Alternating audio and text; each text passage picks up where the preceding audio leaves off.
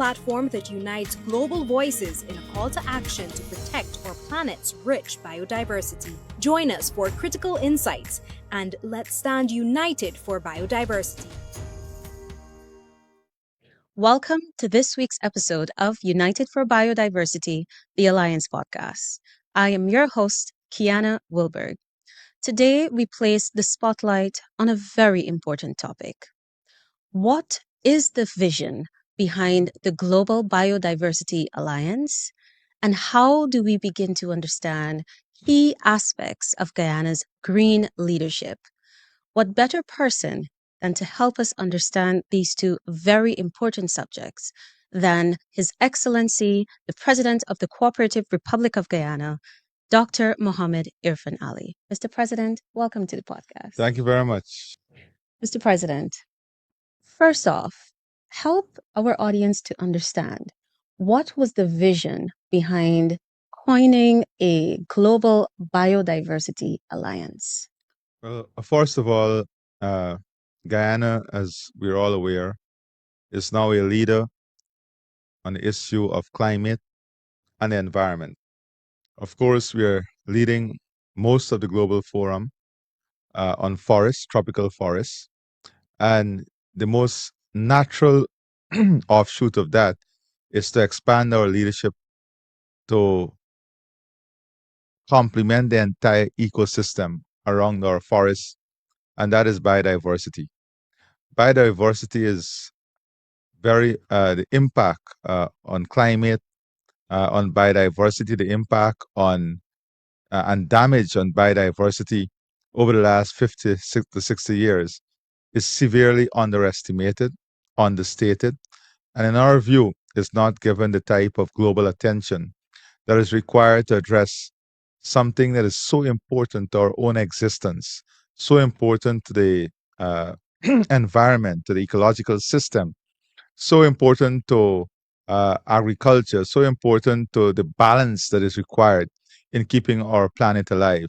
Over the last 50 years, it is estimated that we have lost more than 50% of our global biodiversity. And whilst the world has lost more than 50% of its global biodiversity, here in Guyana, we have managed to keep our biodiversity intact. We have managed to keep the richness of our biodiversity intact. And we are of the view that the world must now pay attention to the issues surrounding biodiversity. And in paying attention to the issues surrounding biodiversity, there must be a system that recognizes biodiversity as an important element in the climate equation. And in so doing, we must find policy mechanism, we must find market mechanism to support and safeguard our biodiversity here in Guyana and around the world. Thank you, Mr. President. Now, the low carbon development strategy, it has been revered by international institutions across the World Bank, the International Monetary Fund.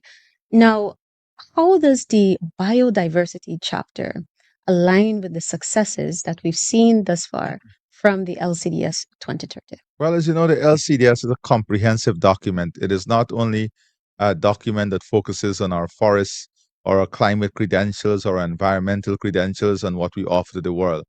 Our forests, our LCDS is focused on a holistic pathway to achieving national prosperity. It is focused on a development strategy that is global in scope, global in scale, and global in outlook. It focuses on a strategy that positions Guyana as a leader on the issue of climate and the environment, but more importantly, it creates a development strategy and a pathway that shows the rest of the world that we can achieve prosperity whilst at the same time safeguarding our environmental asset and creating livelihood options and creating opportunities, economic opportunities to support communities, to support families, to support economic expansion without, harming our environment. With developing a strategy that is sustainable and resilient. Not to say that we don't utilize the richness of our environment. That is not what this strategy is about. It is about how we do so in a sustainable way, in a resilient way. How do we enable this international asset, this global asset that we have in Guyana to also be a revenue earner for us so that we can finance the different initiatives, the livelihood options that is required to safeguarding the forest, safeguarding the ecosystem, safeguarding our biodiversity, safeguarding our flora and fauna. So our LCDS is not an environmental strategy or a climate strategy. It is a national development strategy. And that is why in the LCDS 2030, the expanded LCDS, it speaks about biodiversity. It speaks about the marine economy. It speaks about, of course, the forests. It speaks about climate resilience. It speaks about financing, adaptation, mitigation. It is a very comprehensive strategy that speaks to countries' aspirations, countries' development trajectory, and link that to environmental sustainability and policy sustainability, because it is important that we create policies that enables the sustainability of our system, policies that can create wealth because the population requires economic wealth, policies that can enhance our infrastructure, policies that can expand our outlook, create new opportunities, jobs, whilst at the same time being sustainable and resilient in nature. Thank you, Mr. President. And based on what you provided there in such a comprehensive response, it's quite clear that the LCDS has been a blueprint for Guyana in terms of balancing, doing that balancing act between environmental protection as well as developing our resources responsibly. I would say the LCDS has been more than a Guyana asset. The LCDS has graduated to a global asset. It's a development strategy that I think, in my humble opinion, is a blueprint. You know, when the LCDS was first conceived by then President, now Vice President Barry Jagdeo, it was aimed at how do we monetize this great asset, the forest?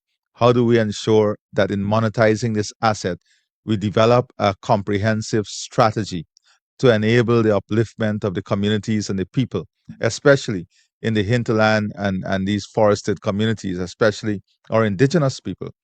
And when the world is trying to find ways in which indigenous people can be empowered, Guyana has shown not only how we empower indigenous people and bring them at the forefront of development, but how we have really integrated indigenous lifestyle, indigenous culture, indigenous people in policy formulation, and how they benefit directly from creative policy formulation that gives direct transfer outside of the national budget, because they're also supported by the national budget, but they get direct transfer from earnings from the LCDS that goes directly into these communities. So just imagine the power of now adding biodiversity earning, keeping the biodiversity intact, because this is critical, especially as we now move towards investing in ecotourism, eco services. We have to keep that rich biodiversity asset intact for the type of economy and the type of sustainability that Guyana is pursuing. So the LCDS has really graduated into, I would say, a large scale development strategy that focuses and addresses all the issues that we confront as a global community today: energy security, food security, climate security, resilience, sustainability, adaptation, and mitigation. All of these challenges, all of these issues that the world confronts itself with, is addressed in a comprehensive way in the LCDS. And we must not forget how the LCDS was developed. The LCDS was developed through perhaps the widest consultation one can imagine. It was a national consultation involving discussions, study group, focus groups in almost every single region and community in the country. And it is managed by a multi-stakeholder committee. The multi-stakeholder committee comprised of course, chaired by the president, comprised of policymakers, comprised of sector leaders, community leaders, civil society, indigenous people, representative from the youth segment of our population, women. So the LCDS is a living document. That is why when we went to the United Nations and we announced that Guyana, here's a country, Guyana, that is providing already strong global leadership when it comes to the forests. We now want to take that leadership to another notch. We want to show, demonstrate that we are not only talking the talk, but we are ready to walk the walk. That is why we said we want to invest in this global alliance, creating this global biodiversity alliance that would look comprehensively at biodiversity as an important global asset, and how do we position this asset to meet the development aspirations of people around the world, but more importantly, to safeguard the planet. And that is what gave birth to this summit that will be held here in Guyana in July. We expect leaders from around the world, academia, policymakers, philanthropists, the development planners, scientists, research institutions, universities, all coming together around the same table with a common objective, and that is to create a framework to guide policymakers and to guide the discussions and to guide the type of initiatives that we're going to take together as a global community when it comes to protecting our biodiversity and creating that ecosystem to support our biodiversity. Mr. President, as you clearly laid out, it's evident that Guyana has been punching above its weight class where green leadership is concerned. And now we're taking that to the next level. And so with this summit, we know that financing is a very crucial part of the equation in the efforts that we would want our stakeholders to pursue in terms of the conservation of our flora and fauna and so forth. What are some of the objectives where financing is concerned that you hope to achieve through this summit? Well, that's a very important question. But before we get to financing, because that is really the elephant in the room, because we had all of these pledges at various COP, and we saw nothing coming out of the pledges. So I'm just weary and tired of the pledges. But here is where Guyana has shown that we go beyond pledges. We create a product, we create a mechanism, we create a formula, and through the LCDS, the carbon credits, we have demonstrated how we can make this work. So I think the first thing, and that is why we need all of these stakeholders around the table, is to first assess what we have and then find a valuation system. Because how are we going to value this asset? What are the criteria? What are the assumptions that we're going to use? So we have to assess the asset, create a valuation mechanism around the asset, a pricing mechanism. We have to look at whether what are the contributing factors to the loss of biodiversity, and how do we create an ecosystem to support the first of all the audit, the valuation, the pricing mechanism, the market structure, and the tools of getting that market. So it is not really looking at this as pledges and financing alone. It is creating a mechanism. It is creating a market-based mechanism that is, I think, that can sell itself. A market-based mechanism that we, as a global community, adopt if we believe, as we should, that biodiversity is a key and critical issue. And if we don't address it now, if we don't find a formula, a market-based mechanism that allows us to keep this great asset that allows a balance of our planet, then we're going to be heading into a serious crisis. So clearly, Guyana is taking the front lines. We're heading to the front of the line where this fight for biodiversity and for real action is concerned. Yeah, and not only heading, and we think the timing for this is very important. COP is in Brazil, and we believe that out of this summit, there will be a comprehensive paper, a document that will be prepared And we want that document to find its way at COP. We've already discussed with Brazil having this attention being paid to the outcome of this summit. We intend to send a full copy of the report of the summit and the papers that will emerge out of the summit to the United Nations so that we can start the long journey of putting biodiversity on the agenda and at the top of the agenda. We led the fight to have tropical forests on the agenda. Tropical forest was never on the agenda. It is Guyana that led that fight to have tropical forests on the COP agenda, on the international agenda. So today we are taking on this global, this international uh, uh, struggle. We're taking on this international responsibility, I would say, the international responsibility of ensuring that we work with like-minded allies on this to have biodiversity as a key component in the discussions at COP, and also to have it now on the global attention at the United Nations.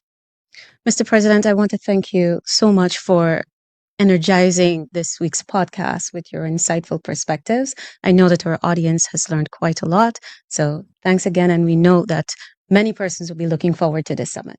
Thank you very much. It's always a pleasure to share my thoughts with you. And I look forward to welcoming our guests to this summit. And we look forward to having outcomes at this summit that will contribute to a conscious planet and a planet in which we create the enabling environment for a sustainable livelihood and also for the survival of the planet itself. And there is so much negative news around the world today. We're trying to find peace. Guyana, again, is the president of the United Nations Security Council at this time.